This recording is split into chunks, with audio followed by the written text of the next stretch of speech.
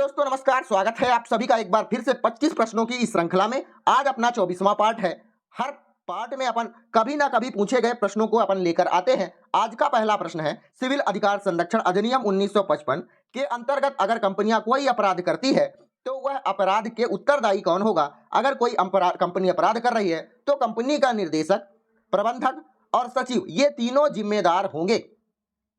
अगला प्रश्न है, भारत में एक ही संविधान प्रत्येक राज्य और केंद्र के लिए है। केवल एक राज्य इसका अपवाद था। अब था जम्मू कश्मीर इसका अपवाद था, लेकिन अब नहीं है। ठीक है। अनुसूचित जाति और जनजाति अत्याचार निवारण अधिनियम 1989 के अधीन किसी लोक सेवक द्वारा धारा 3 के अधीन अपराध किए जाने पर कम से कम कितने वर्ष का दंड का प्रावधान है? मतलब अनुसूचित और जाति और जनजाति के ऊपर अगर आप अत्याचार कर रहे हैं तो धारा 3 के अंतर्गत आपको 1 वर्ष की सजा कम से कम मिल सकती है। अगला है, अनुसूचित जाति और जनजाति अत्याचार निवारण अधिनियम 1989 के अंतर्गत सामूहिक जुर्माना अधिरोपित और वसूल करने की शक्ति किसके पास है? मतलब यह जुर्माना कौन ले सकता है? तो राज्य सरकार के पास इसकी शक्ति है। एमपीपीएससी 2014 अनुसूचित जाति और जनजाति के बारे में बहुत पूछता है एमपीपीएससी। अगला प्रश्न है, भारतीय संविधान के किस अनुच्छेद में निर्वाचन आयोग के लिए प्रावधान है? तो अनुच्छेद 324। देख लीजिए कितनी बार पूछा गया प्रश्न है। अगला प्रश्न है, निर्वाचन आयुक्त को किस प्रक्रिया द्वारा हटाया जा सकता है? तो जिस प्रक्रिया के द्वारा मुख्य निर्वाचन आयुक्त के परामर्श और राष्ट्रपति के द्वारा हटाया जा सकता है निर्वाचन आयुक्त को।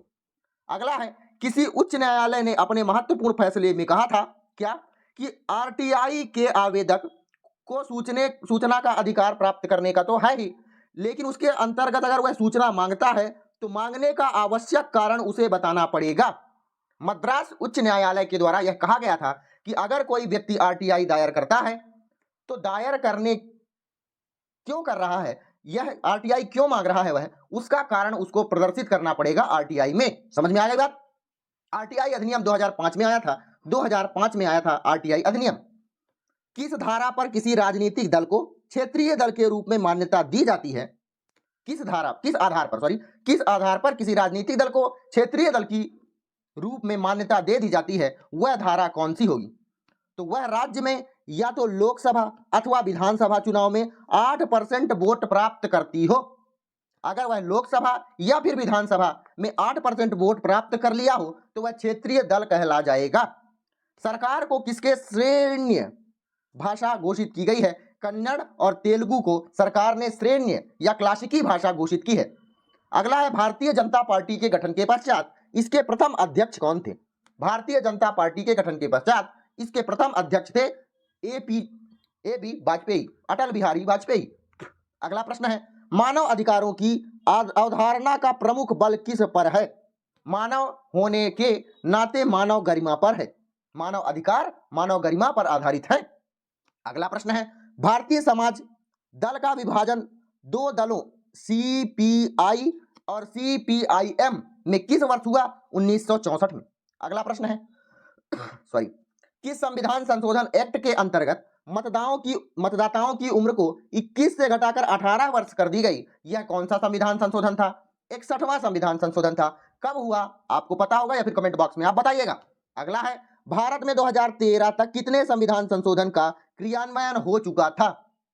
तो यह तो इसको आप हटा दीजिए, आप जब पेपर देंगे तब इसको आप करंट में आप देख लीजिएगा। दल बदल अधिनियम हेतु किया गया संशोधन कौन सा है? 52वां संविधान संशोधन दल बदल नियम पर आधारित है। आपको बता दें कि दल बदल अधिनियम भाग किस भाग पर है संविधान के? तो भाग 10 पर विषय दिया गया है दल बदल अधिनियम। राष्ट्रपति की स्वविवेकी शक्ति है। कौन सी शक्ति स्वविवेकी शक्ति है? तो विधेयक को आपत्तियों सहित वापस भेज सकता है। विधेयक को रोक कर रखना उसकी वीटो पावर के अंतर्गत आता है। संसद को संदेश भेजना यह भी राष्ट्रपति अपने हिसाब से कर सकता है। अध्यक्षात्मक शासन प्रणाली की विशेषता है कौन सी है? कार्य प्रणाली का प्रमुख राष्ट्रपति होता है। ठीक है। राष्ट्रपति अपने मंत्री परिषद का चयन स्वयं करता है। हालांकि प्रधानमंत्री का कठपुतली होता है, यह बिल्कुल जग जाहिर है। राष्ट्रपति व्यवस्थापिका को भंग नहीं कर सकता है। 3 शक्तियां विशेषताएं हैं अध्यात्मक शासन प्रणाली की। किस संविधान संशोधन द्वारा दिल्ली को राष्ट्रीय राजधानी का दर्जा मिल गया है? तो 69वां संविधान संशोधन जो था उसमें भारतीय राजधानी दिल्ली को राजधानी का दर्जा मिल गया था। भारतीय संविधान के किस अनुच्छेद में विधि की सम्यक प्रक्रिया के सिद्धांत को शामिल किया गया है? किस अनुच्छेद में? अनुच्छेद नंबर 21 में विधि की सम्यक प्रक्रिया के सिद्धांत को शामिल कर दिया गया है। अगला है, भारतीय संघवाद किस देश की पद्धति पर आधारित है? तो संघवाद हमें कनाडा से मिला हुआ है। भारत में मंत्रिमंडलीय सरकार की व्यवस्था लाई गई है। कब लाई, कहां से लाई गई है? तो ब्रिटिश संविधान से ली गई है मंत्रिमंडलीय संविधान की व्यवस्था।